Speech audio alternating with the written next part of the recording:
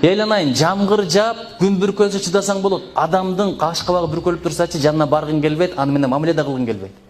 Ошон үчүн кыргызда бир сөз бар: ашың болбосо да кашың болсун. Жылмайган үйрөнөлүчү айланайындар. Чын, чыгышта, батышта, Европада, Америкада бүт эле жылмайган. Мен дайым айтам го, Америкада кетип атсаң, баары эле жылмайып жүрөт, баардыгы эле жылмайып жүрөт. Кээде кетип атсаң, тааныбаса деле көзүңө көз чагылышып калса, хайда өтүп кетет. Ушунчалык сүйүнөсүң, сен да кечке бирөөнү издесиң, мен да бирөөгө хайдап коеюн депчи. А бизде болсо бүт дүйнөнүн проблемасы бүт кыргыздар чечкендей да. Бешене мындай да тырышып калган, мындай да тырышып калган. Апамдын сөзү бар: балам дейт, түрүң өзгөрсө дилиң өзгөрөт дейт. Жылмайып жүрсөң, дилиң дагы жаркылдап жүрөт. Былтыйып жүрсөң, былчыйып жүрсөң, ошого жараша дилиң дагы бүркөлөт, андан каяктагы бакыт. Ошон үчүн мен дайым барган жерде айтып атам, эстеп калыңыздар, жүзүбүздө жылмайуу болсун, тилибизде таттуу сөз болсун, колубузда белек болсун. Белектин бардыгы Кытайдын жалтырак жултурактары эмес, мына китептерден болсун.